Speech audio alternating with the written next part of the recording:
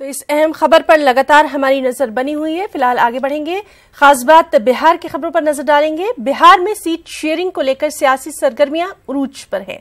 NDA और अजीम इत्तेहाद में सीटों के बंटवारे पर बयानबाजियों का सिलसिला भी जारी है। एनडीए में बीजेपी और जेडीयू ने मसावी सीटों पर इलेक्शन लड़ने का फॉर्मूला तो निकाल लिया, लेकिन इसकी वजह से हलीफ जमातें एलजेपी और आरएलएसपी नाराज हो गई और ऐसे अजीम इत्तेहाद में भी सीटों के बंटवारे पर खींचतान जारी है। अजीम इत्तेहाद में जितनी पार्टियां उतनी बातें।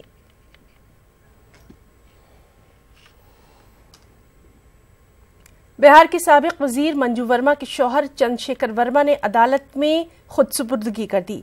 कोर्ट ने चंद्रशेखर वर्मा को 14 दिनों की अदालती तहवील में भेज दिया। उनके खिलाफ आर्म्स एक्ट के तहत केस दर्ज है। उनकी रिहाइशगाह से 50 राउंड गोली बरामद हुई थी। चंद्रशेखर वर्मा की खुद सुपुर्दगी के बाद सवाल पुलिस पर उठ रहे हैं कि आखिर पुलिस चंद्रशेखर वर्मा को इतने दिनों में गिरफ्तार क्यों नहीं कर पाई।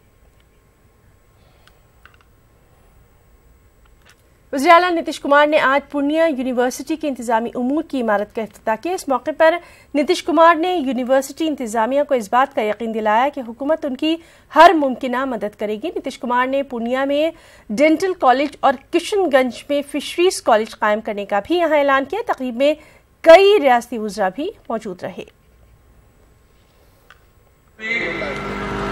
यहाँ पर होना, उसके लिए जो भी संसाधन की आवश्यकता होगी राज्य सरकार देगी।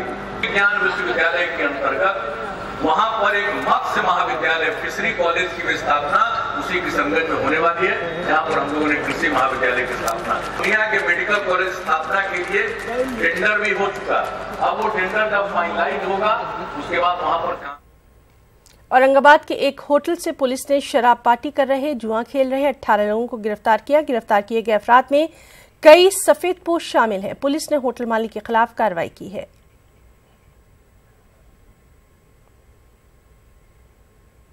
बिहार में शराबबंदी कानून नाफिज है, इसके बावजूद शराब माफिया धड़ल्ले से शराब की स्मगलिंग कर रहे हैं।